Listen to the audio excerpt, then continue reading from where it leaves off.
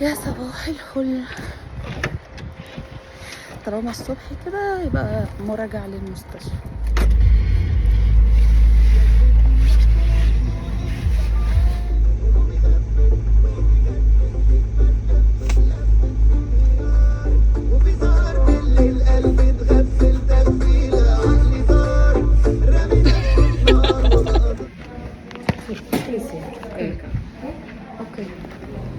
ورحت المستشفى واخدت الجلسة، واثناء وانا باخد الجلسة جه تليفون شغل لطارق فمشي وسابني. فانا خلصت الجلسة وطلبت اوبر، ودلوقتي بتحرك على البيت فضلا وليس امرا. لايك كومنت حلو، يلا بقى نكمل اليوم بتاعنا. السلام عليكم. بقول لكم ايه، كنت محتاره اعمل اكل ايه. قمت جبت بطاطستين قطعتهم مكعبات زي ما انتم شايفين كده، وما لقيتش عندي غير قرنين فلفل كده اللي هو الحار ده، وكان عندي الفلفل اللي هو الالوان انا مقطعاه شرايح وشايلاه في الفريزر، طلعته برضو قليته كده وسايباهم بيتصفوا. وكان عندي بتنجانتين وسط كده، يعني حجم البتنجانيه اللي هي الكبيره، قطعتها مكعبات زي ما انتم شايفين كده، وبرضو قليتها في الزيت وسبتها تتصفى. بصوا بقى، كان عندي نص كيلو لحمه، حطيت عليه معلقتين كده من الهريسه بتاعه الفلفل على الثوم اللي انا عاملاهم، وريتكم طريقتهم قبل كده في القناه. وعندي اللي هي الصلصه بتاعه الطماطم اللي هي بتبقى ازايز دي، او الصلصه الجاهزه، وممكن تزودي لها شقشاق ميه. تمام. وشويه بقى ملح، بابريكا، بهارات لحمه، فلفل اسود. وكده كانت عندي التسبيكه بتاعه اللحمه المفرومه، وطبعا زودت لها معلقه سكر صغيره عشان الحموضه بتاعه الطماطم. لو عندك بقى طماطم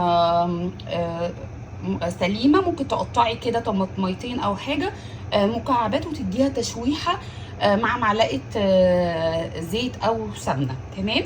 تعالوا بقى نشوف هنعمل دي. انا كنت لسه بقلي فيها الحاجه وصفيت منها الزيت. تمام. وهنزل باللحمه المفرومه او العصاج بتاعي، هنزل بالبتنجان بتاعي، نديله بس تشويحه كده. كده عرفتوا احنا كده بنعمل ايه يعني. وادي البطاطس والفلفل بتاعنا، مفيش قالك اتصرف، اي حاجه موجوده عندنا بنتصرف بيها يا جماعه. دول شويه الخضار اللي كانوا موجودين عندي مع اللحمه. لو عندك خضار اقل من كده ولحمه اقل من كده، على فكره بربع كيلو لحمه ممكن تعملي برضو طبق حلو يعني. تمام. حطيه بقى جنب الفطار، جنب عشاء، تعملي جنبه مثلا بيض، فول. قلت ايه اعملها ايه، غدوه سريعه كده. قلنا ان طارق مش هيتغدى معانا النهارده، مع ان انا عارفه ان هو بيحبها، بس بعملها له ان شاء الله مره ثانيه.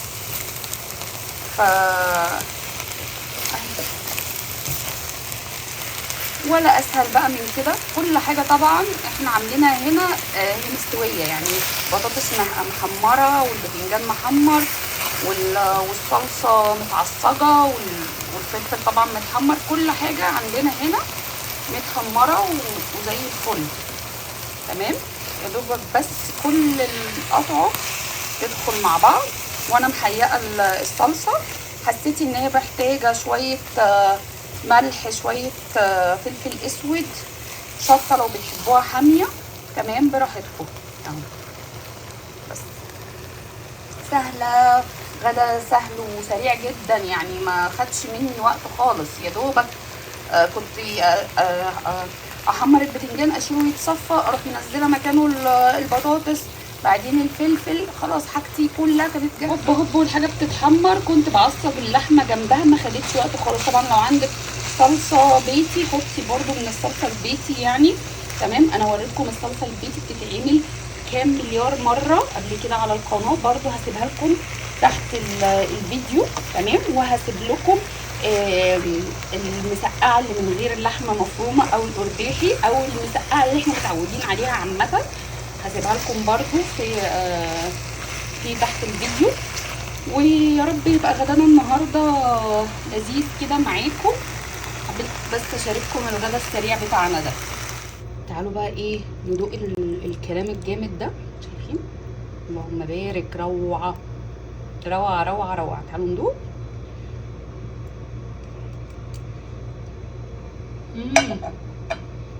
ايه الطعم ايه الطعم دي خطيرة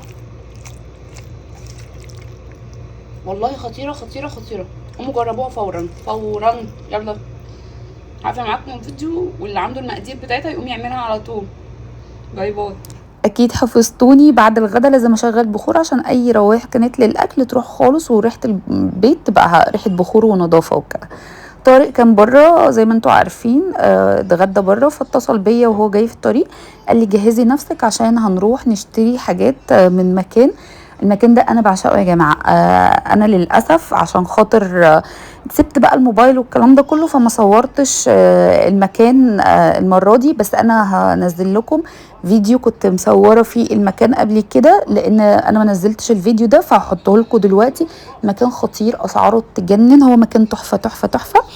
لو وصلتي بقى معايا في الفيديو لحد هنا، متنسيش بقى في لايك كومنت حلو زي كده، ولو ما تابعتنيش تابعيني عشان يوصلك كل فيديوهاتنا الجديده. وشكرا لكل الناس اللي انضمت لعيلتنا، ويلا اتفرجوا بقى على باقي الفيديو. ازيكم عاملين ايه؟ وحشتوني جدا جدا جدا. بصوا انا واقفه هنا قدام سوق المنتجات الوطنيه. يلا بينا بقى ايه ناخد جوله جوه ونشوف السوق هنا بيتباع في ايه. يلا بينا.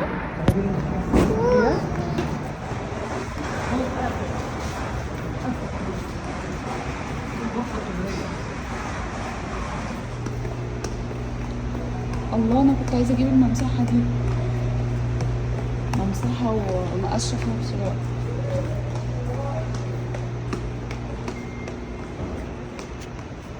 هو كان عندي حاجات منظفات والله ايه.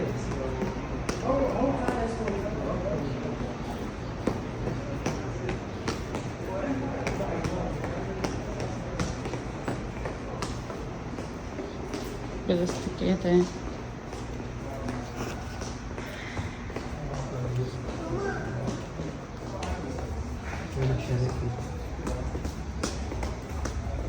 حاجات بلاستيكات.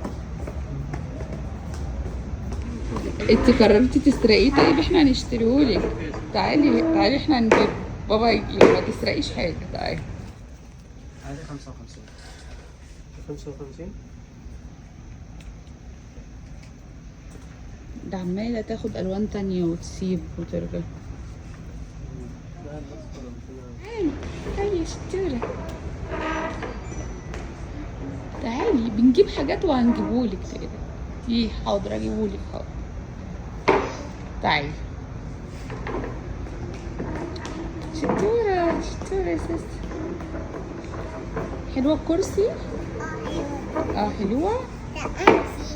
تعالي لي اقعدي عليه. يلا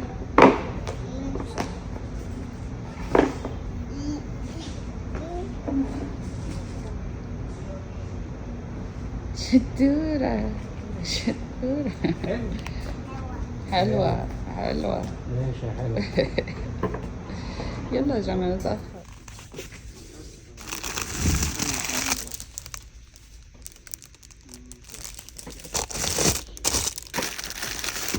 مفيش يا طارق للقهوة؟ في سؤال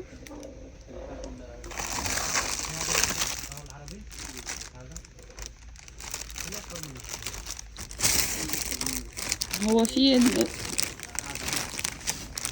ده يا طارق. ده التركي صح؟ ايوه. حاجة له غطا؟ انا دي كنت عايزاهم الحجم ده عشان خاطر ما بعمل الهريسة بتاعت الثوم والحاجات دي.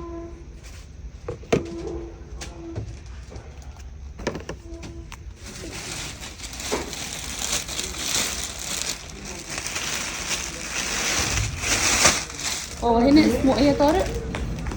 اسمه ايه؟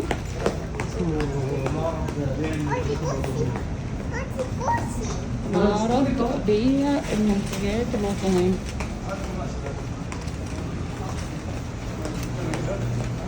المعرض هنا يعني باجي على طول من حتى من المرة الأولانية لما كنت موجودة في 2014 كنا بنيجي نجيب منه البلاستيكات والحاجة ما شاء الله متينة جدا. حتى الكرسي اللي احنا جايبينه لسيليا، هات كده وريني يا طارق. بصي دي الخفافة دي. الكرسي ده عايزة اجيب مخدة ميموري والناس. الكرسي ده عندي منه في مصر للولاد، جايبة منه ما شاء الله لحد دلوقتي بحالته اللهم بارك.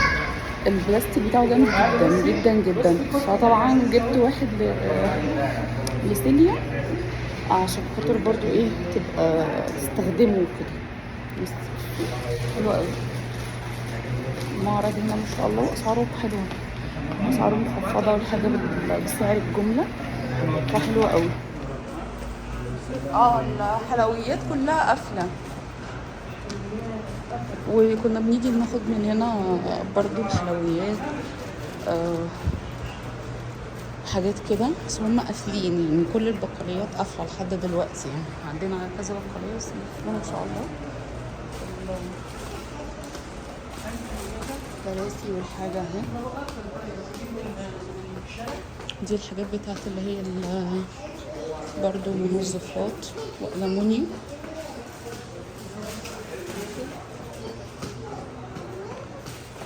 طارق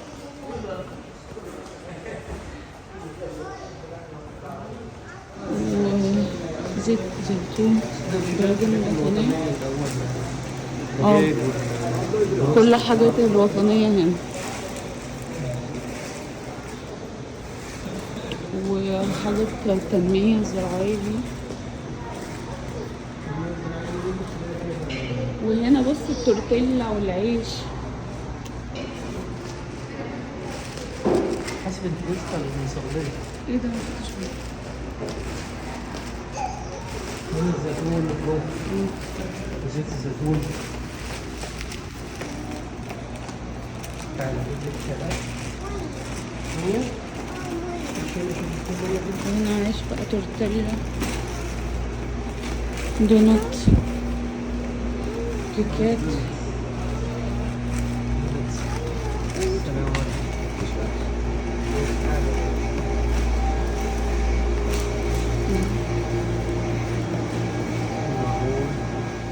هاتي ليك واحد، هاتي واحد.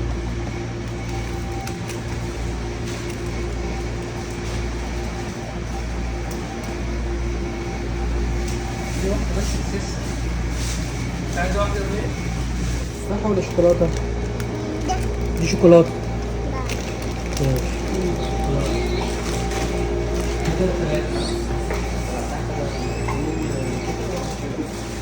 من ده 3.5 ريال يا ترى. ده كامل. ده 4.5.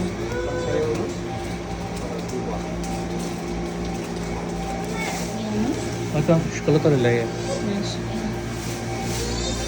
تعالى خد برضه 8.5. فاكر الشابورة يا ترى؟ كنا بنجيبه على طول.